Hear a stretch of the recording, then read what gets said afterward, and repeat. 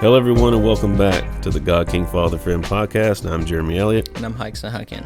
And today we're answering the question, huh, Jeremy? Mm-hmm. The question we've been getting a lot in the comments, Yeah. Where's the God, King, Father, Friend podcast, first of all, so here it is. And second of all, why aren't we making a lot more of these? And we have channel focused mainly on like New World Order narratives and agendas and all that stuff. Yeah. So let me ask you the question. Why are we making so much New World Order videos, Jeremy? Yeah, I think it's a good place to start because it's a valid question, right? So it all kind of goes back to a film that we're working on. Mm-hmm.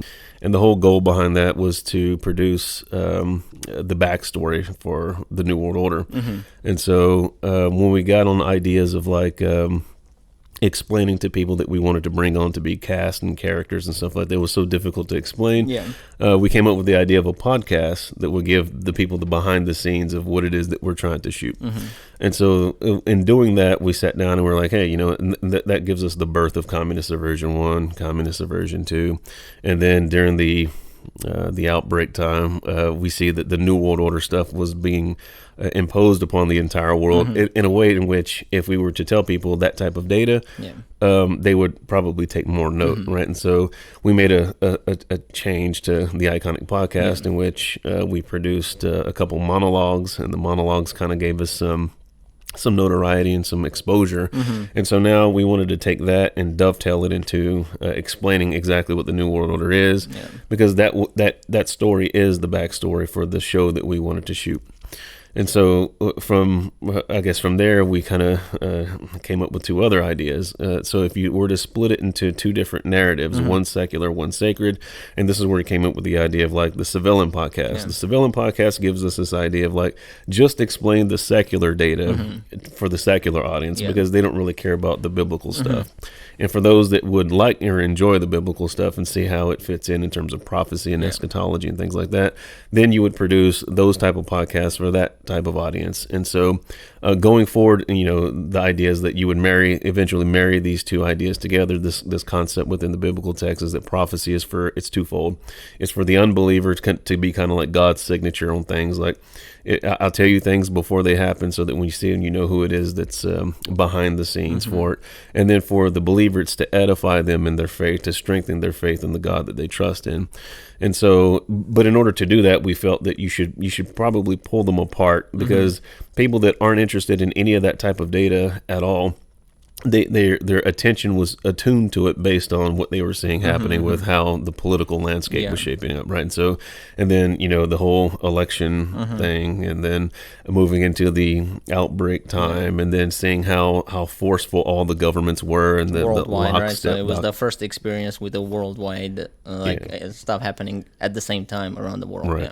And so here's where you got a lot of the conspiracy community saying like, hey, now it's time for you guys to go check with your local conspiracy theorists and thank them for giving you the real deal behind the scenes. Yeah, they haven't had a break in the last 2 years, right? Yeah. Right. And so that was kind of helpful. So we had, monologue 1 did good during the outbreak time. And then monologue 2 did pretty good. And so that gave us the exposure to say like, okay, now that people are coming in and we still have in the background this idea that we wanted to shoot this film based on those ideas to kind of give like, all the stuff that we would consider like pivotal points throughout history that really help people see the history behind the scenes. Like, so the motto that we had was, this is the iconic truth behind historical fiction.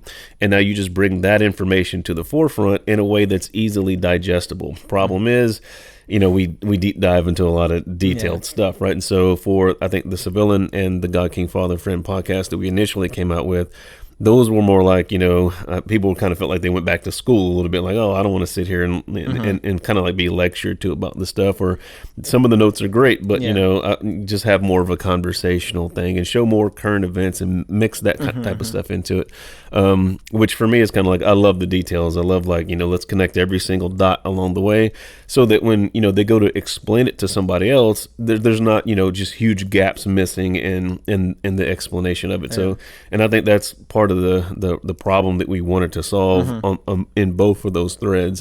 And then the iconic podcast by itself was supposed to be like a catch-all. And so we'll just hang out behind the scenes, give people updates on different things. And then out of that morphed the Jeremy Elliott Show, which is kind of like this idea of like, just tell people how it is without any breaks in all of it. And so it's not a communist version 3. It's really something on its own, right? So now we can deep dive into New World Order stuff to give like a good overview of that, right? So, and then we can deep dive into like because there's layers to these things, and you'll see like we've really only covered one of the threads of the New World Order, which is like the political landscape. But there's 2 other landscapes. One is the economic landscape, and beneath that is the religious landscape. And so those 3 things combine together. So you get this political arm of it, you get a economic arm of it, and you get a religious arm of it. The Tri-City. And so represented by the Tri-State Empire. So the Vatican being the spiritual arm, London City being the financial arm, and Washington, D.C. being the military arm of it, right? So, and then how those play together, how the international law stuff works with it. And then like the groups that are involved in setting up that whole infrastructure, again, under this idea for both camps. If you're in the secular camp, it's like, you care about things like the national sovereignty and the Bill of Rights and the Constitution. What if the idea is to get rid of those and put you under a world constitution, under world courts, and you have no ability to participate in your political future because decisions for your political future are being made outside of nationalities, outside of nations themselves, then you get cut out of the loop and you're redefined as a world citizen under Communist Manifesto 1 or 2 or the third one that they're working on. And so, you would care about things like that. And so, here's the data for that. And the people that are doing that, they're not just doing it just because that's what they felt like doing today. They have a long-standing goal that they're working toward that have nothing to do with you. And this were in the last, Jeremy Elliott Show and in the communist version, the way that you're spoken about, the way they speak about us, human cattle, human weeds, Malthusian eugenics, we're over the carrying capacity of the earth. Yeah. And so, if you're in that camp, then you don't like that type of stuff, and you want to fight for your nation's sovereignty. You want to keep your individual rights and freedoms, and rightfully so, have that, right? So God divided the nations back in the Tower of Babel. So this bringing back the nations together is an affront to God. Specifically, it's an affront to Yahweh, right? Who divided the nations, right? So, and what the New World Order system ends up being, and when we follow the religious thread, is it's an antichrist because, Jesus is the Christ. He's the anointed. He's Yahweh's anointed. So it's an anti-Jesus system. And so now the on the secular thread, that kind of is going to dovetail into the sacred thread, because now you're going to find the rationale, the reasoning behind why they would set up this entire economic and political infrastructure in affront to this being that we find out, specifically in like Revelation, that that there's this hostility towards, right? And so the whole idea of that system being built is following these threads of thought that we kind of mentioned in previous communist subversion. Or even in, we mentioned them in previous God, King, Father, Friend podcast, right? So this idea of ye shall be as gods, and then Solve Coagula, dissolve and rebuild, and then order ab Cal, right? And so and then Phoenix arising out of the chaos. So those, even though they're disjointed and they don't really have anything to do with one another, once you put them in that type of order, it gives an imagery of how things are playing out over the panoply of time. And so I think those things are interesting in and of themselves. But in the God, King, Father, Friend thread, because we are Christians, because we believe that Jesus is Lord, He's the King of Kings, He's the Lord of Lords, He's the God of gods, He is Yahweh's anointed, He's the second Yahweh figure, then to be on His team means that we should walk circumspect. We should understand what's happening both in the political landscape and in the religious landscape and the socioeconomic landscape. So why start there? Because it's such a good point. It's such a good reference point for all the topics that we would want to get into. And also comes to the idea of like, so you make disciples, right? When it comes to God, King, Father, Friend, you're commanded to go and make disciples of the world. So it's the same thing, but in a civilian world too, right? So when you have people for the first time, seeing something like a authoritarian like this take over, because there's been things that you hear Canada did this, or Australia something happened here or whatever, or usually like even third world countries, so you're like North Korea is doing this and stuff like that,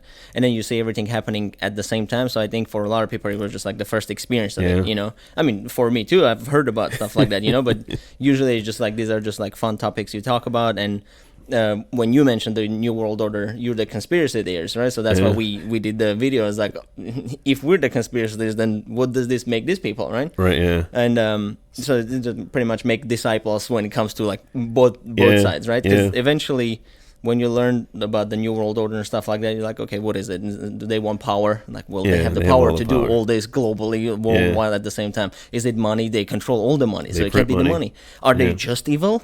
Okay, then what is evil? So now, if you're talking about evil, you have to have some kind of goodness that you're comparing it to, right? Right, yeah. And then you find out that then you're asking deeper questions. Well, where does goodness and where does the evil stuff come from, right? So. And now we're into like major themes that we've kind of covered on previous God, King, Father, Friend podcast, which is the idea of like the creation account goes from non-existence to existence. And in this existence state, it's chaotic. And then out of this chaos, God provides the order, right? And so we go from, non-existence to existence, chaos to order to either non-order or disorder. And so in that construct, you have like, well, if the plan was to partner with mankind over this domain to give us, basically provide tutelage for us to rule over this domain by him and through him, then to be divorced from him, divorced from his rule, and kind of assuming things unto ourselves.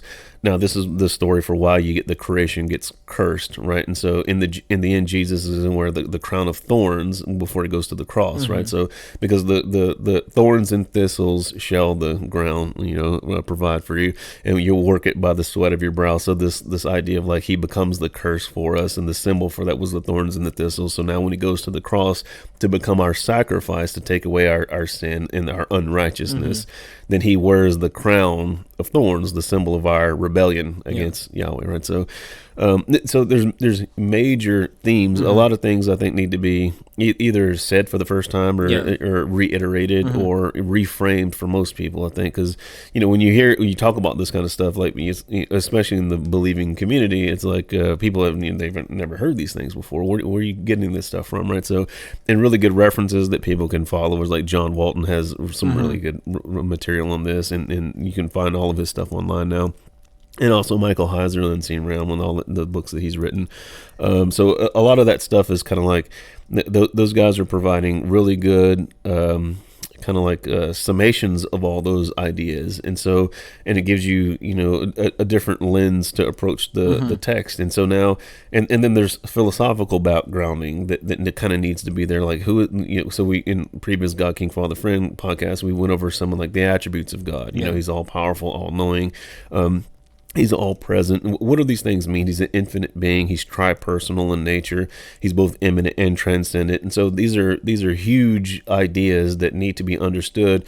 And it really kind of helps, like, in prayer, because now you understand the being that you're actually approaching. And when he has these names and these titles, these things are extremely important, right? So that helps you reframe how you personally deal with God, right? So, and then if he says that he's willing to partner with us to help him build his kingdom, because none of this is ours. We kind of centralize things around our own lives, our own selves. We're not creators, we're makers, right? Yeah. Right. And so there's only one creator, right? So and so now if that's the case, then we get to partner with him to make his world the way that he wants it to be, because these things are his ideas. When we break that unity, when we peel ourselves apart and separate ourselves from him, then we become just like the creation was, being cursed.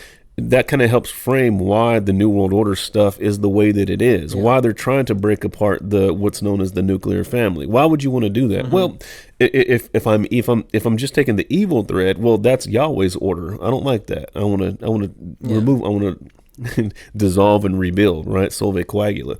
And so I want to pull away from that. And out of the ashes of that, I'll rebuild my own. The phoenix will arise, right? The phoenix arises. So 2 moms, 2 dads, no moms, no, whatever it is, parent 1, parent 2, babies. As long as it's not how God ordered, Exactly. For them, doesn't matter, Exactly.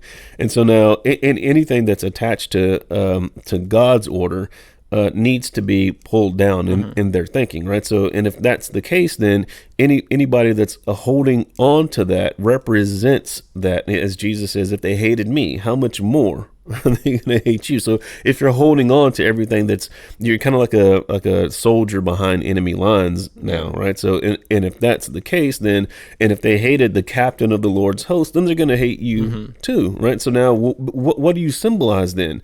And so now you get this idea, the whole reason why the Spirit was sent into the world. Jesus, if I don't go, the Comforter will not come. He will convict the world of sin, righteousness, and judgment. Oh, wait a minute. You mean Yahweh's not going to just like be remote this entire time? He's going to actually come back and do something about this? All right. And so now we get eschatology. Well, how does that end time scenario play itself out? Right. So when will Yahweh return? When will the anointed king return and sit on Mount Zion? Yeah. Right. And so now it's so easy to see once you get all the parts on the table, like we always say, put all the pieces on the table, put all the data on the table. Let the rational person sit there and of course, there's a lot to consider. Yeah. Of course, there's things that we get right. Of course, there's things that we get wrong. But we're not dead yet, so we can still keep going, right? We can still find new information. We can still rehash old information to see if it's valid. We can run things through this one filter that God gave us, this tool of logic, right? So, and we use these things to make sense of not only the world around us, but about the things that He's told us about Himself. And so this is extremely important stuff. And so this is the reason why we start with that, because it has the ability to captivate, right? So and it's touching when everybody kind of, cares enough to, start watching this type of material. That's like, 80 to 90% of the battle to get to people to move from this state of like indifference to like, okay, I care. Either I hate this stuff or I love it. Right. So, but indifference is the issue. And so if I'm an enemy of God, then I want everyone to be indifferent. Right. So if you look at some of the things that are happening with like minor attracted persons, if I can get people to be indifferent and accept those ideas, well, if I can destroy the nuclear family, if I can have, before, if we were to show like, women dressing provocatively around children, that's a big deal. Yeah. But now men can dress provocatively, pretending to be women, and that's no big deal. Right. And so not only big deal, but you're told to accept it and like it, that lets you know it's a part of a narrative that's being pushed. And once you understand that, it's like, oh, okay, so anybody who talks contrary to that, those are the guys that are censored, those are the guys whose videos get pulled, their channels get shut down. Oh, okay, well, that makes sense if I'm trying to change the culture a certain way, and I need the culture to be a certain way. If I'm the enemy, I'm trying to push people to be indifferent about those things. I won't do it myself, but I don't want to even judge the people who do those things, right? So if I can get you to be indifferent, to not care one way or the other, that's the actual goal. Because for you to hate it, you have to care first. For you to love it, you have to care first. So indifference is the actual position that I'm trying to get you to. Yeah, because then also, love it or hate it, then it can be used. They're going to pin them against each other, and then a new option will come out, right? So because if people are indifferent, then I can't move you. I can't do anything to you. Right? So you don't care. Go get a injection. Why? Oh, because it's gonna less severe. I don't care. Right. Okay, your grandma will die. I don't care. So it's like, wow. It's only if I can get you to care one way or the other, then now I can start to wield power and then have levers of control. But without that, I don't have anything. Yeah. So and it's the same. It's the same way on the sacred side with God. So if you think about the body of believers who name the name of Jesus, right? So I will not hold him guiltless who takes my name in vain. People are, Jesus. Not everybody that says unto me, Lord, Lord, shall be saved, but he that does the will of my Father which is in heaven. Many will come to me on that day and give him the laundry list of things that they so supposedly had done for him. Depart from me, you workers of lawlessness. I never knew you. And so you go, well, why would it be that way? Because there had to be some fundamental misunderstanding of some very important information. People forget who they deal with, right? 100%. Right. So, and now it's kind of like, if you lose track of that, as there's this guy, Bible Answer Man, Hank Hanegraaff, he used to always say, when I was young growing up, I used to listen to him on 99.5 KKLA.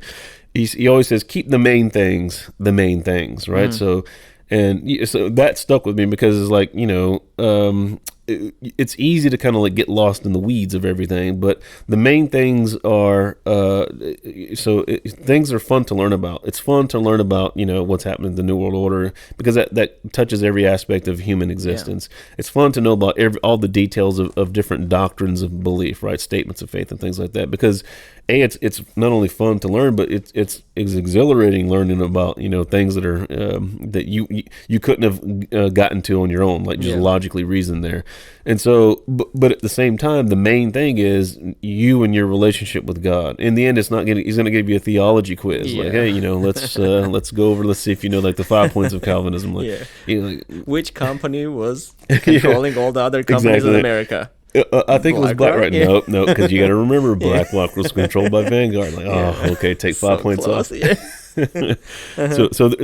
So now, and now with that idea, you get like, how much are we required to know? And it really comes down to like being a good steward of, you know, the master is away right now, right? So, and the Spirit is with us, and he's preparing us to help him build his kingdom, so that when he returns, he says, well done, you good and faithful servant, right? So it's been entrusted to us, right? Exactly. This is our watch. And we're messing up. Oh, man. Messing up big time. Man, it's a disaster. Yeah.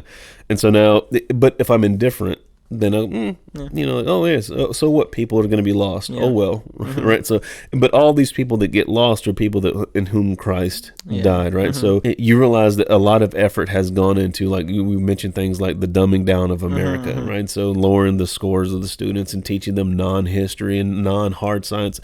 It has to be deliberate, and when you look at the end result of that, you can either just be like repulsed by it, like, oh, like these are the people that are the next generation, or you can look like there's this major, like a failure of that generation, right? Yeah, not only the failure, but this was deliberately done, and it's evil what has been done. Yeah. And so the amount of work that it takes to undo. This is why they were so big on, you know, so from 2004 to 2015 was considered, you know, like, you know, this is going to be the time for education for sustainable development, right? So we're going to steal that generation of students, as Bezmenov would say.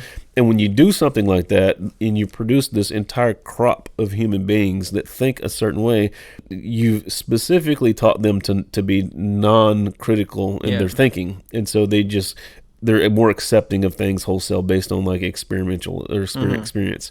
And so when that becomes like the foremost thinking, so when you see a lot of the LGBTQ stuff, like it's more like people empathizing with other people. It's not like they're reasoning through positions, right? And so and that tells you, and it's when you see it, it's kind of like you see people trying to reason about it, and then it's like an emotional decision. It's not an IQ; it's an EQ thing, right? They have appeal to the emotions, right?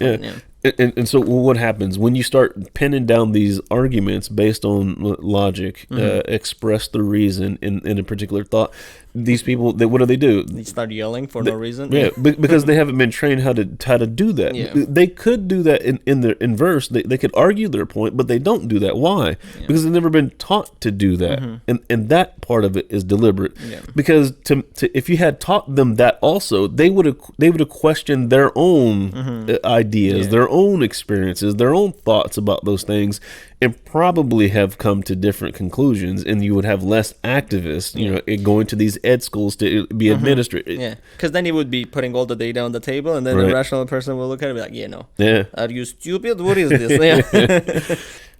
If you really think that like this New World Order is a real thing and that people are actually working towards it, and we haven't touched on any of this stuff in the podcast around, like, you know, the Jesuit order or, you know, Masonry or any of those things, because to set up the political arm it needs to stand on its own 2 feet. Okay, you see that this thing is happening from a political spectrum. Okay, let's do it from an economic. Remember the, you know, Ettore Gotti Tedeschi, you know, former Vatican Bank.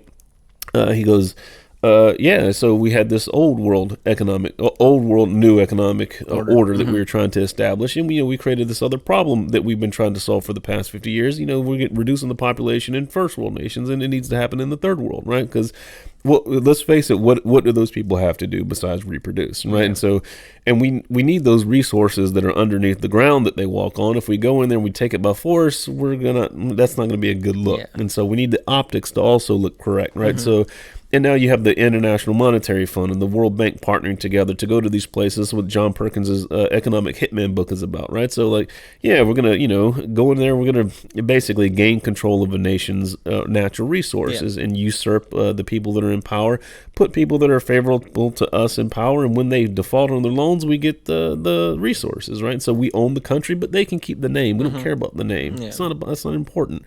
And so, understanding how all that stuff works and how it fits into the overall architecture of the whole New World Order system, and it has this term "new" in the beginning of it, which I think is kind of like a misnomer, right? So, because none of it's new, all right? So, and when you look at like Novus Ordo Seclorum, the New Order of the Ages, or the New Secular World Order, however you want to interpret the Latin, there's the idea of it is kind of like something is being built that's not in effigy to the God of Gods, the King of Kings, the Lord of Lords, Jesus Christ. It has nothing to do with that. They're building another order, and it is Luciferian, it is satanic, it is contrary to the order that God originally established. And those that are going to be in the crosshairs when the eschaton comes to its completion are going to be those that try to hold on to Yahweh's order, because he is in the crosshairs. His anointed, this is Psalm 2. Why did the heathen rage and the people imagine a vain thing? Why do they try to basically throw off the chains of what they would consider the oppression of Yahweh and his anointed king, right? And so he that sits in the heavens will laugh. He will have them in derision, right? So, and how much more are the people that are naming that name, but living behind enemy lines?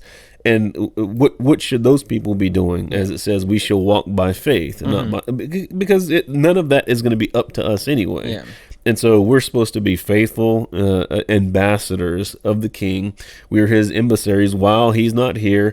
We speak on his behalf. And what words do we speak? The things which he has already said. Don't make up any new stuff. Yeah. Right? You have to think and act like that. Right? So I was going to say that it was like the worst, probably my least favorite part when he was like around the outbreak stuff. His account, talking to people that hated all that, wearing stuff, but still doing it, So it's just like, oh, why are you sitting here telling all this stuff? But then you get up and put it on and then just walk away, So it's just like, and then majority of people we talked about, they didn't like it. So it's like, you understand how much power you give up just by like psychologically being enchained in the, whatever the narrative is. So if they do that when it comes to like something simple like that, imagine when it comes to like when the times come and you have to stand for God and still do the right things because that's what you believe in, right? Yeah. So I think that's the really dangerous when it comes to like, a lot of people that name the name. Yeah. And so think about it. So if the people that don't like it, and then now if they're armed with better data to say like, hey, now I know that this whole thing is a farce, like none of it's real, or no,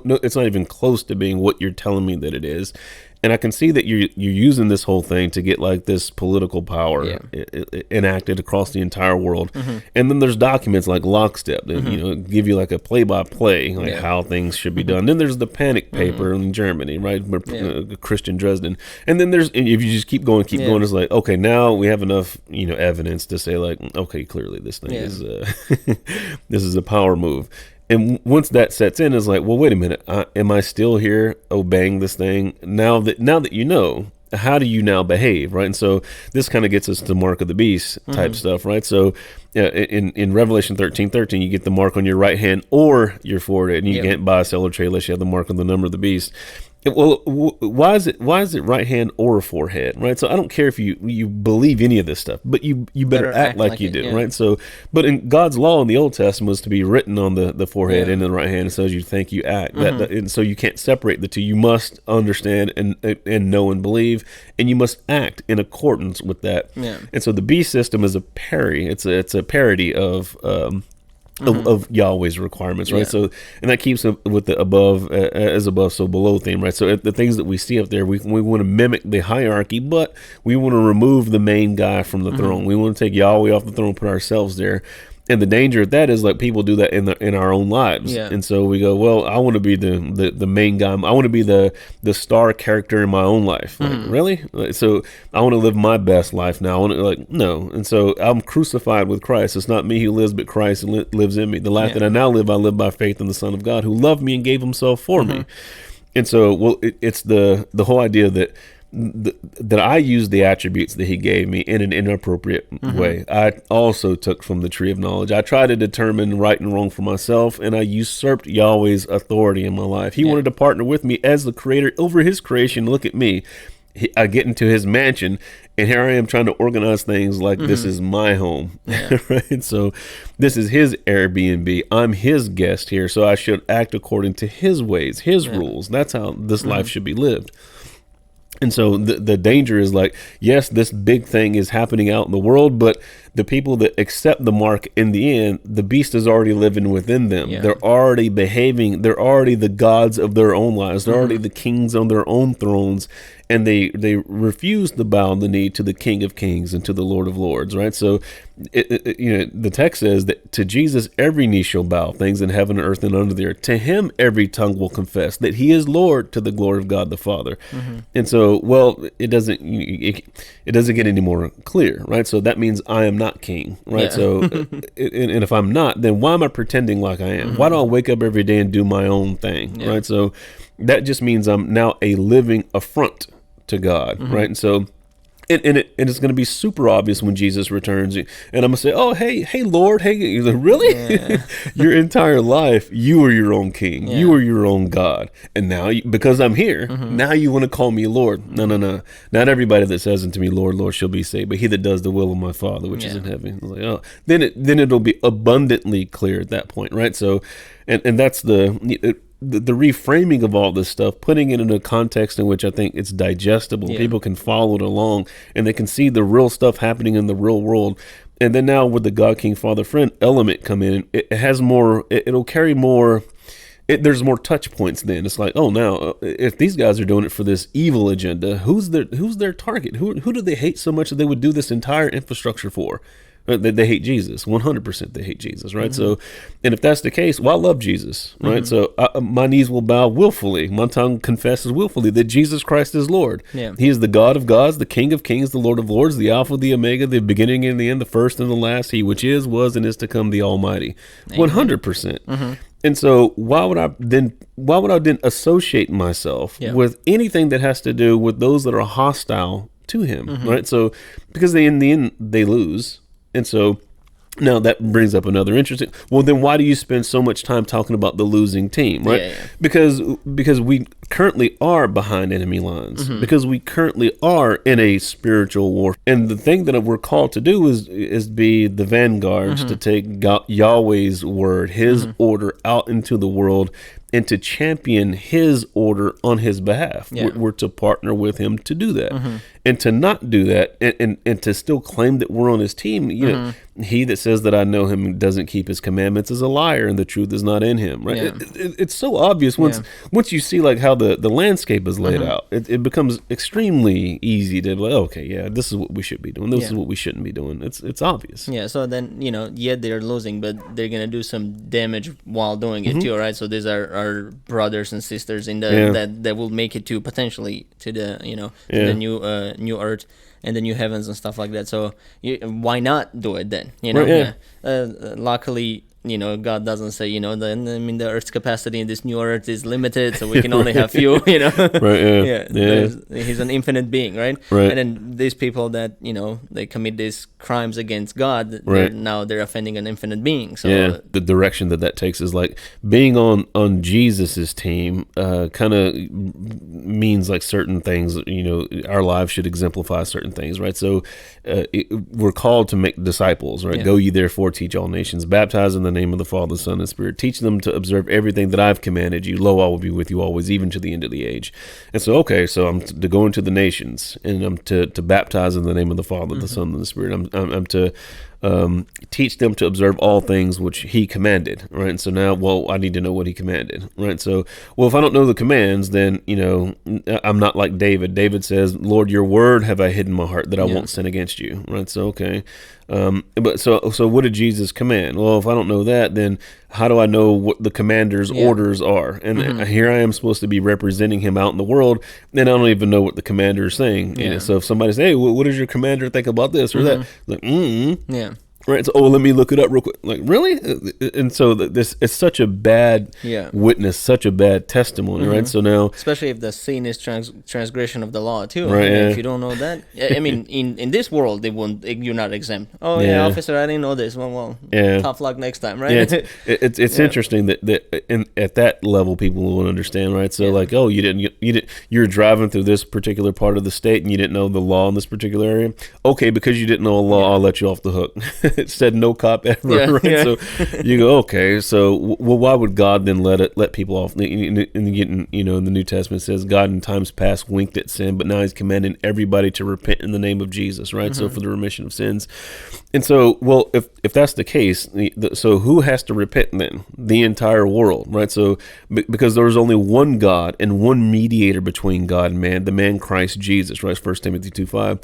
And so, well, if that's the case, then God is now calling all the estranged family members on planet Earth that are the descendants of Adam, the original mankind, to now cast off all of their affections to either other gods or being the God of their own life, and now submit themselves into the rulership of His anointed, His Son, the Son of Man, who in Daniel He gives the entirety of rulership to, right? So the Son of Man that comes on the cloud is presented before the Ancient of Days. And so we go, well, if that's the case, then now those that are going out on behalf of that character's name, their lives should exemplify it. Because if somebody's coming to deliver a message and that message is about somebody that they represent, but they themselves are not representing that person, then it's like, and now the whole aspect of like naming the name and you shall not take my name in vain, that whole concept of like when we leave the household from our families, we represent the family name. So I'll go out, I represent the Elliot name to the world. So people that know me, they would know kind of my parents, like kind of like Jesus, if you've seen me, you've seen the Father type thing. So because what are we doing? We're representing them, whatever they knew and they taught us. Now we're now embodying those things, and we are representatives of those ideas. And so when Jesus comes to represent the Father, and then we come in the name of Jesus to represent Him, there should be this nice, coherent character that exemplifies all. And if that thing is broken, then we go, there's a problem here. And we know that none of us are perfect. All have sinned and fallen short of the glory of God. But now the idea becomes the initial justification phase. How is a person saved? Well, a person believes unto righteousness. You're as Paul would say, you confess with your mouth that Jesus is Lord, believe in your heart that God raised Him from the dead. And so what about this, faith without works is dead? What about, those that don't keep the commandments are a liar and the truth is not in him? And so now we get into this sweet spot, right? So Jesus becomes our salvation. And if we have a sin, we have an advocate with the Father, Jesus Christ the righteous. So it kind of gets us back to Jesus's life. And so if we look at Jesus' life, Jesus now, he in John 1:18, the Word becomes flesh and dwells among us, and we beheld His glory, the glory of the only begotten Father, full of grace and truth. Well, now He's going to live the perfect life, which none of us could ever do, according to God's law. Then what is He going to do? He's going to die for our unrighteousness. He becomes the curse. He who knew no sin became sin for us.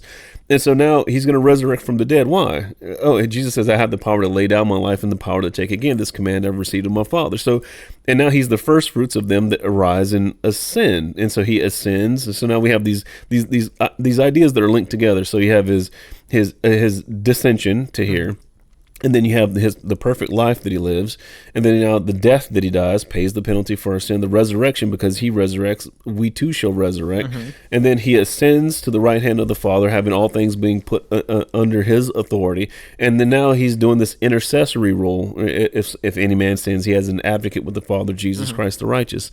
And so now you see like the minute that's known as the ministry of Jesus. This is what He come to do. He accomplishes redemption. He is our Redeemer. And so I don't have salvation apart from Jesus. This is not like, some state that I'm trying to accomplish, some mental state that I'm trying to get to, or some, destination. Jesus He's the embodiment of all those things. That's why you get the phrase, like what He says, he who has the Son has life. He who does not have the Son will not see life, but the wrath of God abides upon him, because He becomes our everything. And so now, and now this dovetails into the temple concepts, right? So now, God creates the cosmic temple in the beginning, right? So he creates this world in order to create beings that are finite, that he will have a relationship with, and he's going to partner with us to steward this creation. We basically get to enjoy him for all of eternity. And so again, like heaven is not this theme part where we get to, it's like, oh yeah, I'm glad I made it in. I'll see you, God and Jesus, later, and I'm going to go enjoy this other worldly place that seems to be better than this place for some reason. And so you go to heaven because God is there. The heaven is only heaven because his presence is manifest there. There's no separation anymore. And so now this temple story kind of, God's presence gets removed, and now you have the tabernacle under Moses, then later the temple, and then later we become the temple of the living God, right? So now in him we live, we move, we have our being, and now he's going to be in us. And as a cornerstone, right? Yeah, so he's the chief cornerstone. We're the body that makes up his new temple, living stones, of which he's the chief cornerstone. And so now, new heavens and the new earth, this is the renovated new heavens and new earth, in which, there's no more separation, right? So now the concepts of that are being instituted here are like major themes, and when we compare this to like the New World Order, there's some guys who seem to know this story on an even grander scale than we do, and they're working overtime, right? So when it talks about the dragon, or the Satan, the character who's cast down to earth, and his wrath is great, for he knows his time is short, right? So have guys who are on, who are human beings in this story, who want to identify with the other team, that are hostile to Yahweh. So, and if that's the case, then this gives birth to this whole concept of an old world order with the divine right of kings to rule, and then passed down from Sumerian to Babylonian. There's a good phrase that Albert Pike uses: this sacred knowledge through the mystery religions is being carefully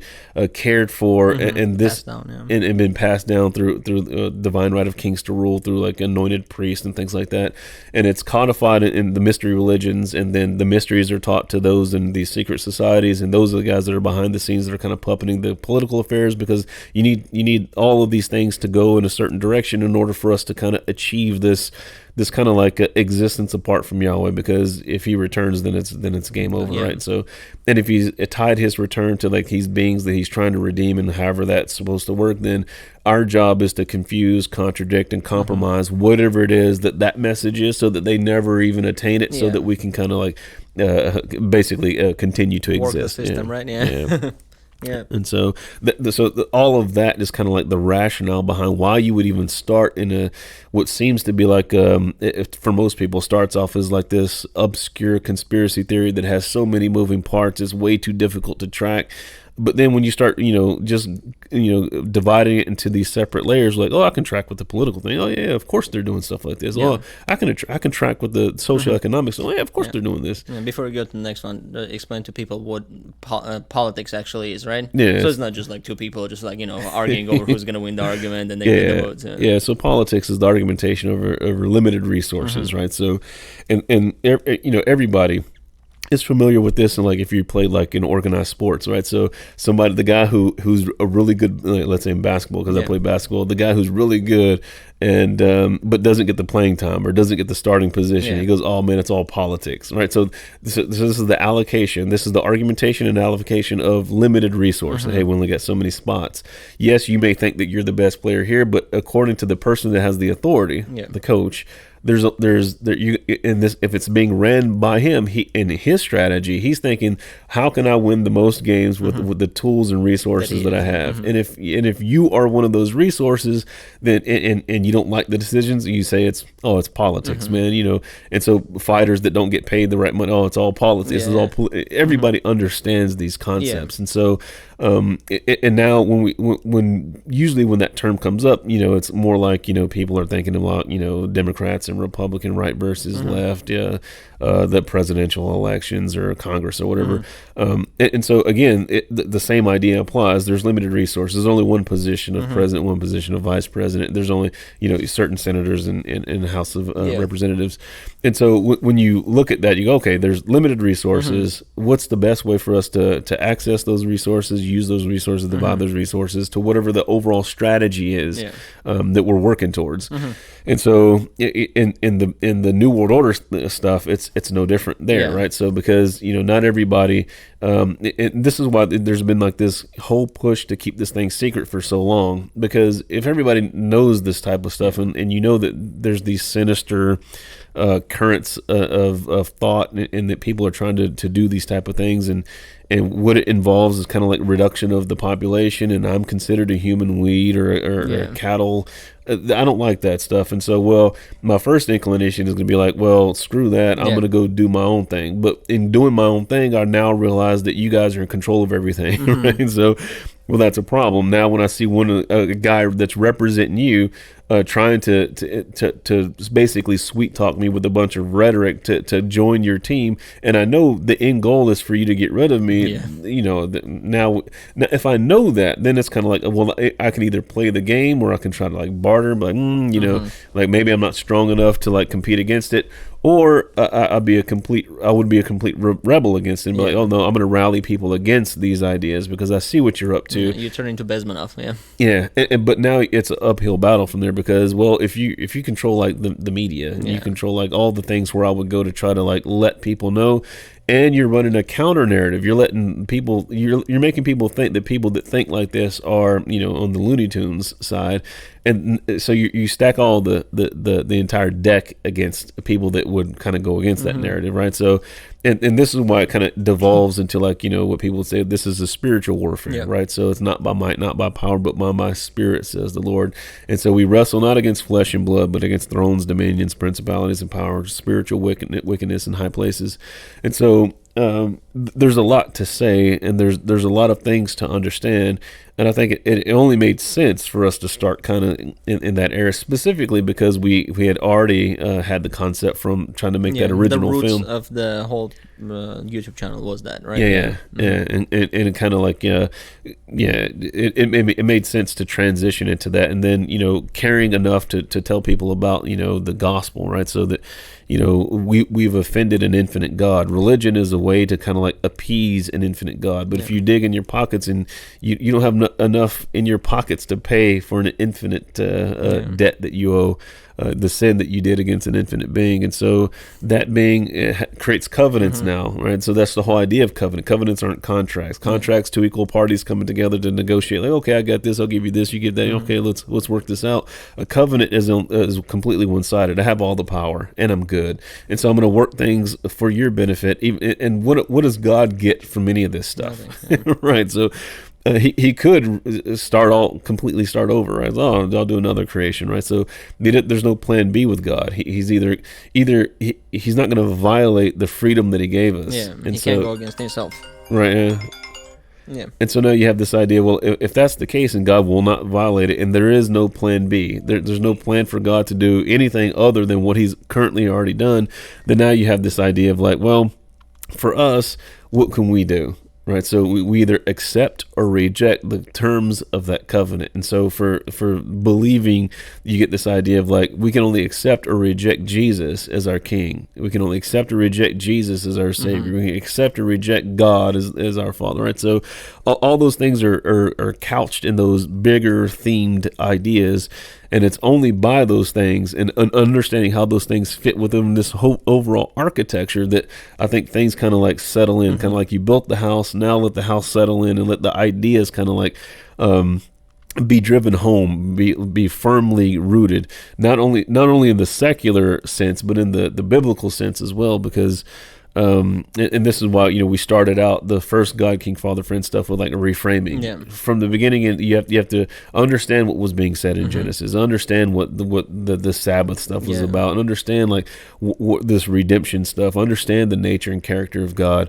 And so once you get that, now you have the groundwork to understand what's happening in the New Testament, because the New Testament is really just inspired commentary on the Old Testament, right? So, and all the concepts that are there end up being repeated in the New Testament anyway. And so so there's so much stuff to cover, and I think the New World Order kind of gave us a good pivot point for all of those ideas, and we were able to go in the secular, the neutral, or the sacred route at will, and I think that's a good position to be in. I think so. I mean, even like the movies and the series and stuff like that. That was the idea, right? We start with something, and then eventually the end goal would have turned from America LLC to Gods of Warfare. Right. Yeah. It was a spiritual war, right? Yeah. So maybe, hopefully, God willing, at some point we'll get to maybe revisit that, redo it, or do it now.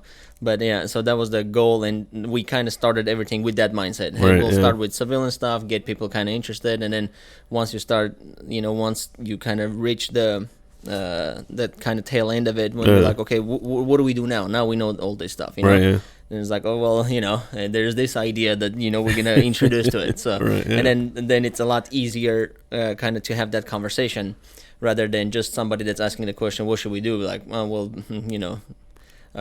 Jesus, oh no, I'm not into this, like, which I get, because there's no framework for it. Yeah. So it's just like, it just seems like a cop out, Right. But once all those things have been covered, where everything that you can imagine that could be happening, who's behind and all that stuff, once they're all gone, and you're kind of like in this corner, and then it's like there's only one way out, you know? So I mean, I guess then with that we can end this one. Hopefully that answered a question of why'd you start there? Why we're doing so much of the secular stuff, New World Order and everything, right? I mean, first of all, we're also interested in that too. So there's that aspect, it's just interesting to go through and then look, just like their passion about what they're doing. They wake up every day and they move their needle forward, so if it's not like, even if it's not that, at least it's a motivation for us too. Then it's like, okay, they're doing this, so we have to at least, what have we done for God's kingdom, pretty much nothing, right? I woke up, and then it's terrible, went to work, I had this, all these worldly problems and everything like that too. So or just that victim mentality of, there's nothing we can do then. There's always something you can do. Tell somebody about God, about the way out. Because it's a hard issue, right? So think about, like, the laws that we have on the books today, right? If people were moral, so in the text, there's none righteous, no, not one. Every man has turned to his own way. There's no fear of God before their eyes, right? So Ecclesiastes tells us, fear the Lord and keep His commands. This is the duty of all mankind, right? So if we were morally upstanding people, there would be no need for any of these commands, right? So if we didn't assume that we can define rightness and wrongness for ourselves, there wouldn't be security anywhere. There wouldn't be national security. There wouldn't be locks on doors. There wouldn't be any of these things, right? So, like you say, usually like that law is given as a mirror, right? So it's to show you how bad you are, right? Right. And we're all perfect. If imagine you always look good, would you look at the mirror? You wouldn't need a mirror, right? unless you look at it like, damn, look good, So that's pride, right? There you go, right? Vanity, Yes, and even then, that makes you bad, right? So then you won't be perfect, so you wouldn't have that. That's a good point. So should we end it on this, or? Yeah, I guess we can do our outro, right? Stay up to date with everything Iconic. Follow us on all of our social media. Don't forget to like, subscribe, and share. You can follow us by going to patreon.com/The Iconic Podcast, making a monthly pledge. You can also go to theiconiclabel.com and purchase a hoodie, hat, or t-shirt. Yeah, that's it. That's it. Thanks, guys. See you on the next one.